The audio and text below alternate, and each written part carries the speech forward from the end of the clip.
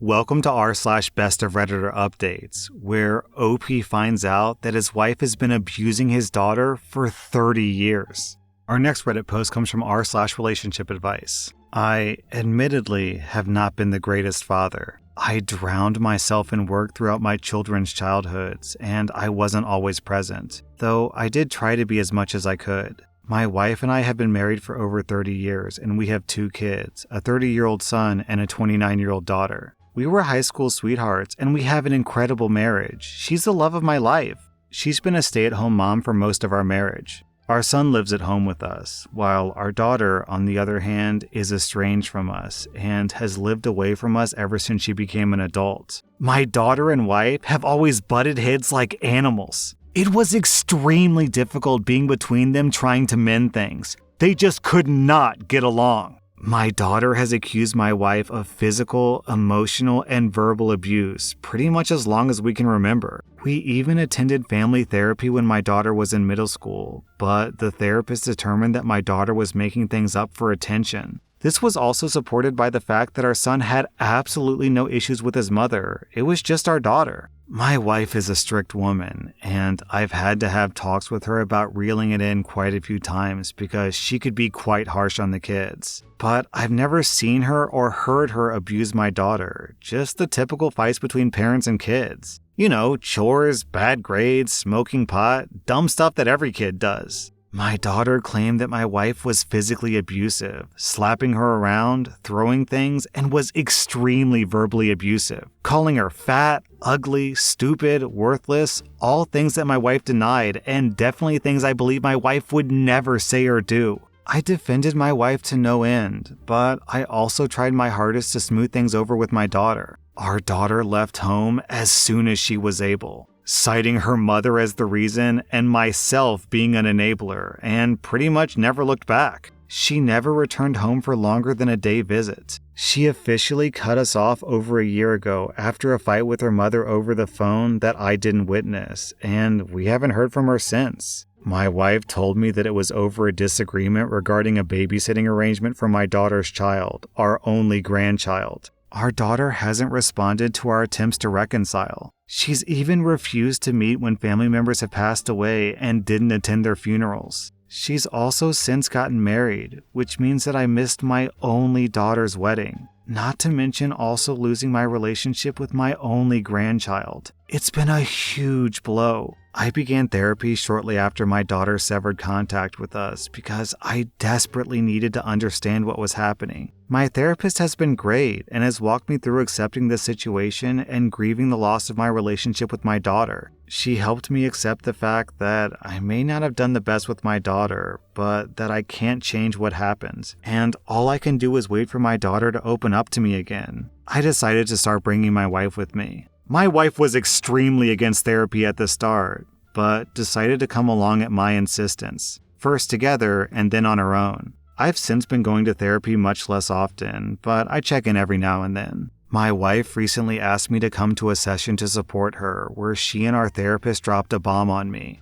During their solo therapy sessions, they've been discussing and working on my wife accepting that she abused my daughter. After my wife apparently broke down and confided that everything my daughter said was true, and how to move through this and also potentially mend our relationship with my daughter. One of the first steps to this was for my wife to admit to me that everything my daughter said about her and their fights was true. My wife also admitted that the fight that ended our relationship with our daughter was because my wife had been calling our granddaughter fat and stupid during the already rare visits my daughter allowed with my granddaughter, who then told my daughter, and my daughter called my wife and told her that our relationship was over. I'm horrified, and I have no idea how to proceed. I ended up walking out of the session because it made me physically ill. For 20 years, I defended my wife and believed her when she called my daughter a liar, screaming and yelling at my daughter for lying when my daughter was pleading for me to believe her. This is 100% my fault, and I drove her away. And now, I don't even know her phone number, her address, or how to reach her.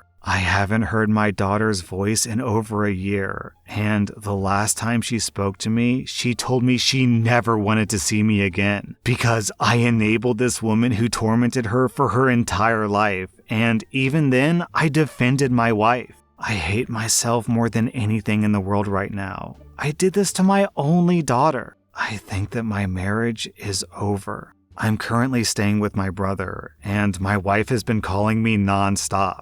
Her voicemails range from begging to talk to screaming about how I'm not supporting her. My therapist also called and left a message suggesting we try to have another session to move forward, but also encouraged me to take my time. I know that I'm also at fault. I should have listened to and believed my daughter, but I didn't, and I can't change that, and I just want to know where to go from here. And then OP posted an update. I read all of your comments and took them to heart. Even the very harsh ones. I appreciate every single one. I just want to clarify a few things. I was only uncertain about divorcing my wife because I simply didn't even know where to begin. I was reeling from the therapy session and I was very confused and honestly a little afraid. I had to face the fact that I don't actually know the woman I was married to for over 30 years and I don't know what she's capable of. I have my faults, yes, 100%, but I loved and trusted my wife.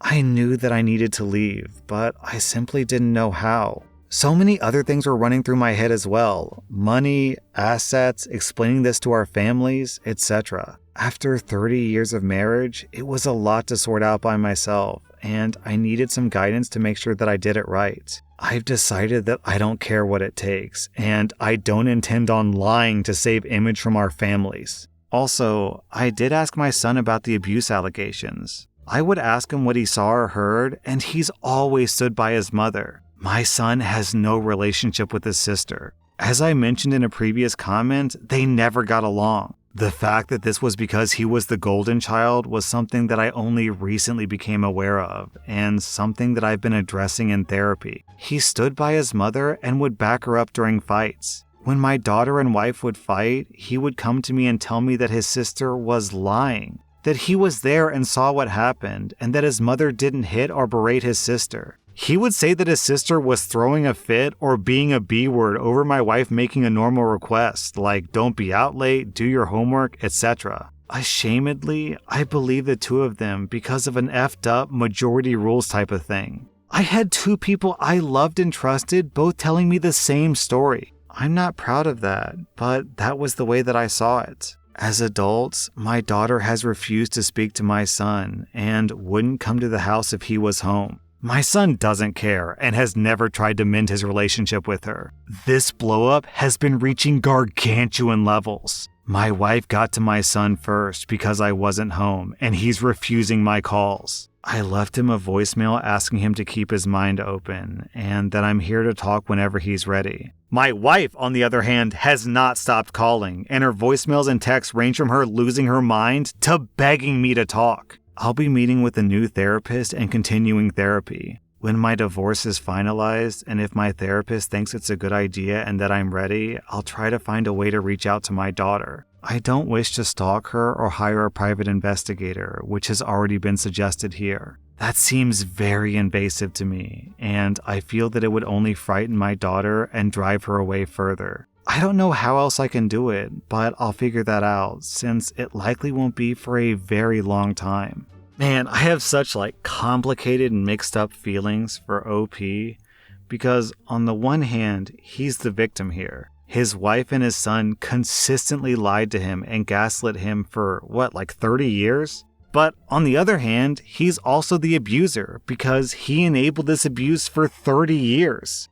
Yeah, he was lied to, but how hands-off do you have to be to not realize all the abuse that's going on under your own roof? Even if the wife and the son were right, that she was just acting out to get attention, OP responded to that by never being home. So whether she was or wasn't being abused, OP just completely ignored the problem. Well, I hope that OP is able to heal and move on past this, and I guess in a perfect world, OP and his daughter can get back together and reconcile somehow. However, the son and the mother can both go die in a fire as far as I'm concerned. Our next Reddit post comes from rSlash True Off My Chest. My husband has been lying to me about our finances, and we are screwed.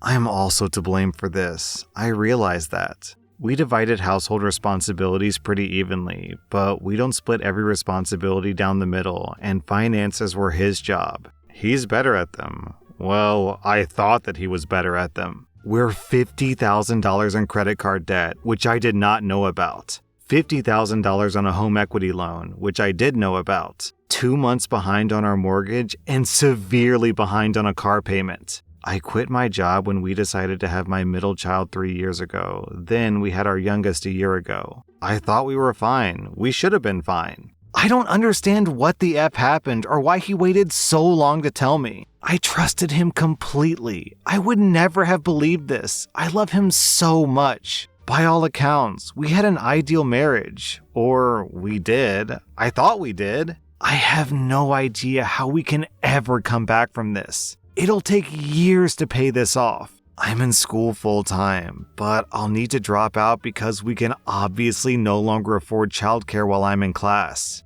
That just sets us back even more because my earning potential is lower. The most effed up part is that my dad did the exact same thing to my mom. It was awful to live through as a teenager. It was a serious contributor to me being resistant to commitment or ever relying on anyone for anything. My husband obviously knew about this. It was my #1 reservation when I quit my job. I can't believe I was so stupid. This is my worst fear coming true, and I have no idea what to do. Also, OP clarifies in an edit that her husband makes $140,000 per year. And then OP posted an update. I spent the day going through my finances and talking to my husband. He's cheating on me. The other woman has 2 kids, and I guess he's been helping her with them. They could be his kids for all I know. He's currently vomiting and crying in the bathroom, so that's effing great. I, unfortunately, have to stay married to him long enough to figure out the finances. I'm talking to a bankruptcy lawyer on Monday. Thank you everyone who made me feel a little less alone today.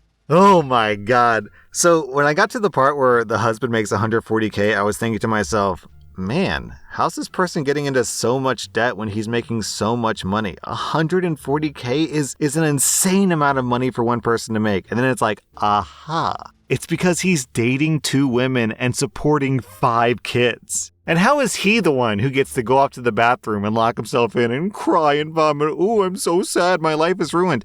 Yeah, your life is ruined because you ruined your wife's life first. What a scummy husband. What a pathetic man. Our next Reddit post comes from rSlash Am I the Butthole? Am I the butthole for giving my stepson a 20-minute time limit to return my car before I phone the police? I'm a 34-year-old doctor, and part of my job entails being on call for 1 to 3 nights a week, twice a month. My fiancé, Dale, who's 30, has been saving with my stepson's mom to buy him a car for Christmas. My stepson Rex, who's 16, has a license already, but he always has to borrow his mom's station wagon or his dad's beat-up pickup truck. Wow, hold on, dang. Rex is 16 and his dad is 30? He had his kid at the age of 14? Wow, okay. Rex says that his mom's car is lame and embarrassing, and his dad's car can only hold 1 passenger, which isn't practical for a teen. On to the main conflict. Rex texted me yesterday around 12 o'clock to ask if he could borrow my car after school. He and his friends wanted to go to the mall, but the bus route is too long, so could he borrow my car? I texted back, sorry, but no, I'm on call today. Can you ask your mom? He says no. I told him sorry, but my answer is still no. I'm sure you'll find a solution. Ask your friends and you can all figure it out. If you can see where this is going, you're less shocked than I am. I was up in my home office when I heard Rex and his friends downstairs after school. I was going to see if they needed anything, but they left after a few minutes. An hour later, I went to the kitchen, cleaning up the empty bottles and wrappers from their snacks. I saw the spot where I left my keys empty, and I began to panic. First, I bolted to the door, and my car was gone. I immediately dialed my stepson. He picks up, and it's obvious that he's in a mall store that plays loud music. I told him to get home now, and he laughed and said that I'm not his mom. He said that he'll be home whenever he pleases. I'm not proud of this, but I told him that he has 20 minutes to get home, or I'll call the cops and report it stolen. Rex panics and said that he couldn't find all his friends and drive home in 20 minutes. I told him tough shit. 10 minutes later, I get a text that he's still in the mall parking lot and he'll be home soon. I called Rex's mom and told her about this stunt. She was even madder than I was when I told her that I was on call. She apologized and promised to talk with Rex and Dale ASAP. Rex came back home, threw me my keys, and locked himself in his room. Dale finally came home around 8 and said that he had been on the phone with his ex. He demanded to know why I had punished his son. I put my foot down and explained that I'm on call. That means that I need my car. Rex stole my car. Dale disagrees. His ex agrees with me and decided that she will not be buying Rex a car anytime soon due to his entitlement. Dale thinks that I'm making a big deal out of nothing. I didn't end up going into work, so why did I have to threaten Rex? I've only gone in twice this year while on call. Just because nothing happens doesn't mean that I'm always in the clear. Rex is now grounded. My fiancé barely speaks to me. He asked me if I'm going in today. I'm not, and if I'll apologize. I am not budging, and I'm still pissed that he doesn't get it. Am I the butthole? Alright, so since this is r/am I the butthole, let's give the butthole score now and then read the update later and see if that changes anything. So I don't know exactly what's involved with being on call as a doctor, but I'm just going to assume that if an on-call doctor can't make it to the hospital in time, then bad things happen. Injuries get left untreated, so injuries get worse, and potentially someone could die. Also, there's like the added level of this is her job, so theoretically she could get fired or like maybe lose your license. I'm not exactly sure what the consequences are from like a professional level if a doctor doesn't show up when she's on call. And then there's also the legal level of like, he literally did steal her car. It's not his car. He didn't have permission. So yeah, it's theft. And then Dale gets upset at OP for punishing him when she literally didn't punish him. OP never called the cops and OP didn't ground Rex. Rex's parents grounded him. So what exactly is Dale upset at OP for? Setting and enforcing boundaries, I guess? OP, you get an easy 0 out of 5 buttholes. Rex gets 3 out of 5 buttholes, and your fiance also gets 3 out of 5 buttholes. And then OP posted an update. So apparently, Dale reads r/am I the butthole when he's on his work breaks. He texted me a link of my post during his dinner break. A short time later, I received a call from Rex's mom, who said that Dale called her and ranted about how I made him look bad online. She told him that she didn't give an F because he didn't react the way that a good parent should. Dale was so furious that he told his ex-wife that he would be calling his mommy to see if someone actually cared about his feelings. Dale's mother handed his ass back to him good. She reiterated to Dale that he wasn't even an active part in his son's life until he was sick, so he had no leg to stand on. Dale tried to complain about how everyone was being unfair to him. His mom shut him up and told him that his son did something wrong, and this is not about punishing him for being a bad father. Dale returned home a little while ago, about an hour earlier than he usually does. He said that he's disappointed that I made that post, and now everyone who knows will think that he's a joke and a bad father. I didn't think this conversation would result in me ending the engagement in the relationship, but it did. The house is all in my name, so Dale is packing up his stuff and crawling back to his mom's house. Our wedding wasn't set yet, so no money or time lost there. Dale said so many things that I don't even want to write down. This is not the man that I've known for 4 years, and I'm honestly shocked at how selfish he is. He said that my doctor money would have to buy Rex a car to make up for all of the hard feelings. I'm astonished at how delusional he is. I am done with this account, and I will not be returning. Wow, that story took a turn. Here's what I don't understand. Why is he so upset about this? Dale is acting like he's the one who had the cops called on him, but like he's not even involved, so why is he taking this so personally? Is it because